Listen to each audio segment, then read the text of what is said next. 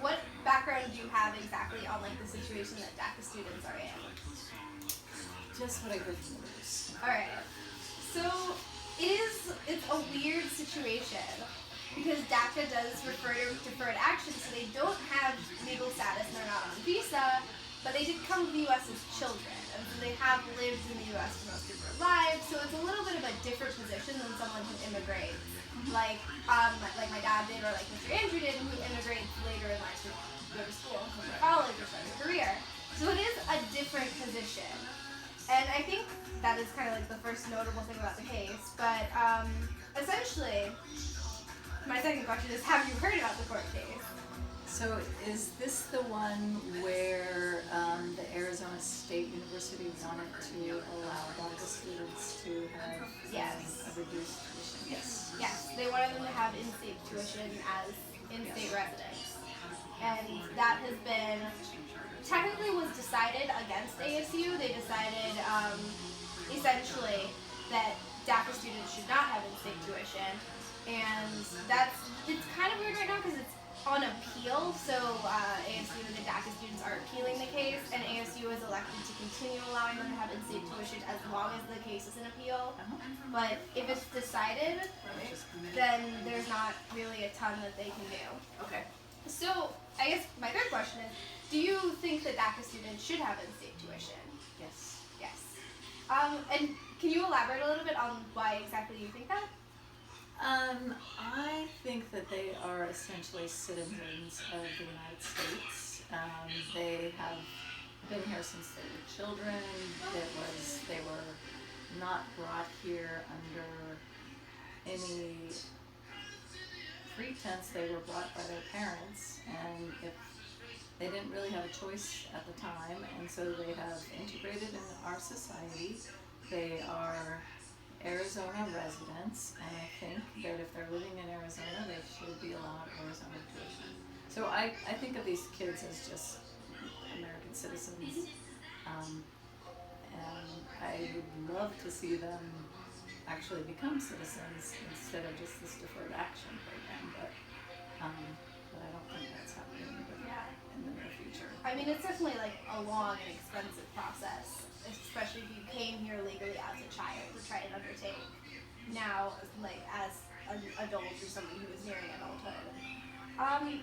And so I guess that's very difficult because I guess the counter argument is that they're not citizens, so they can't contribute in the same way citizens do. They can't pay taxes, they can't contribute to the economy in that way. They do pay taxes. Oh, they do pay taxes. They Okay. do pay taxes. They pay sales tax. They pay, if they get a driver's license, they pay tax for that. I think they do pay taxes. Like any kid your age pays taxes. But I think the argument people make is you're not going to pay income taxes, so even if you get a job, So, well, not necessarily going to pay income taxes. These kids, they can get jobs too, so they can pay taxes too. So, and I mean, how many kids age 18 and under work nowadays anyway? I mean, do I expect my babysitter to pay taxes on what she gets for babysitting? Probably not. Anyway, so I do think these, if they have a job, they are paying taxes. I think that's definitely like a really fair point. I just wanted to point out, sorry, I'm not saying they don't pay taxes. I wanted to point out one of the big counter arguments is that they're not paying taxes in the conventional way that a citizen presumably would, which as you pointed out is definitely questionable. But that is like a big counter argument, is they're not contributing in the same way a resident would. Well, not a resident, but a citizen would as a resident. Okay. And I guess that brings me to like my next question, which is how do you define a resident then? If you're like, presumably you're defining it as something separate and independent from citizenship. So how then do you kind of decide who's a resident and who isn't? It's my understanding that different states have different time requirements to become a resident. So if I move here and I live here for 2 years, I assume that makes me a resident, but I'm not positive about that. Yeah. Do you know what the rules are for Arizona? I don't know what they are for Arizona in particular. I know, but I know that you're right in that if you live for a certain amount of time, you are considered a resident, and it's very state to state. And so, I guess I'm trying to like think of like my final question here. How Just I'm gonna wrap living in this up. Arizona makes me a resident. I don't even think. I mean, for school, I think it's different. Like, Yeah. for a kid to, I guess his parents have to establish residency in the state, and then they can apply to school as a resident. But if they just move here as a student, they don't get residency. Hmm.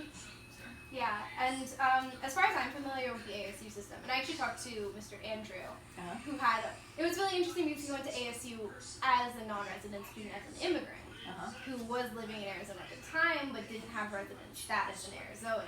So he had to pay out-of-state tuition? Yes. Okay.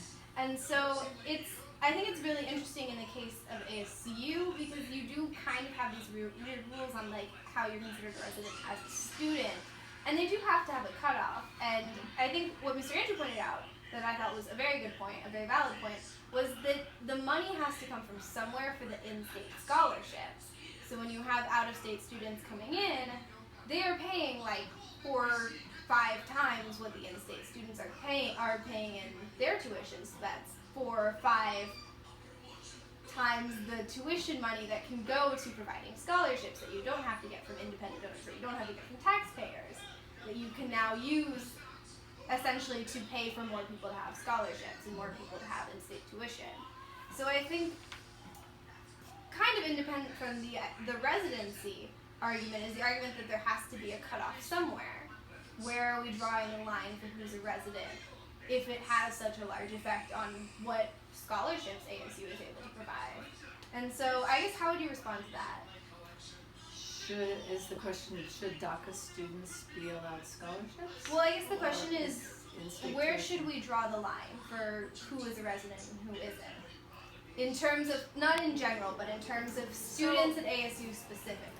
I think that with these DACA students, you're dealing with a very underprivileged population who parents came here as immigrants and probably illegal immigrants, so they are in kind of living on a very low wage life. And so they're, essentially they're kids that have come up through the Arizona school system.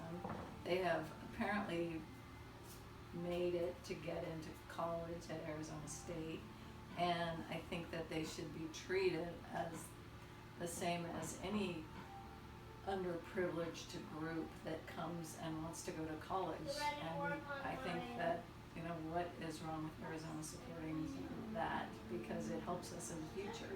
If we can educate these kids and they then contribute to Arizona, it makes everybody gets a benefit from it. Mhm. So, I don't see them as non-citizens because they've lived here so long, and I believe they have every right to be citizens even if they came here illegally. And I think you're right. I think that's a fantastic point. And also to your point of coming up through the Arizona school system, it's not an easy system to come up through if you don't have wealth and you don't have legal citizenship and you don't And your parents are working 18 hours a day and you're taking care of your little brother. I mean, you need a lot of resources to do well in the Arizona school system. It's not really set up to benefit people who live in low-income areas, don't have access to transportation, don't have access necessarily to having a lot of tutors after school. Actually, I don't want to get too off topic because this is like a specific interview, but I think one of the most interesting points I've seen about the way the school system is always putting the advantage towards people who have the luxury of coming home and having tutors and having time to do their homework with their parents and time to do their homework at all, is that it does, from the start, when you have a system that relies on homework so much, that relies on studying so much, put the advantage towards people who are wealthier and who have the opportunity to go sit at home with pens and pencils and do your homework and study. Because if you come home and don't have pens and pencils and you don't have parents to sit and help you and you have chores to do after school, what do you do then?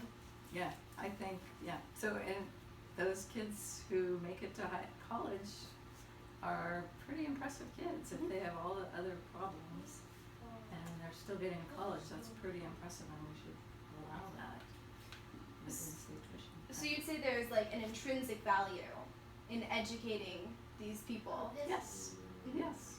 I mean, they're going to contribute to Arizona and Arizona speak. The the state of Arizona when they get a degree. So I think that's a good thing. Yeah. And I'm definitely in agreement with you there that it is a good thing to have people have access to getting the ability to get a degree. All right, thank you. Okay.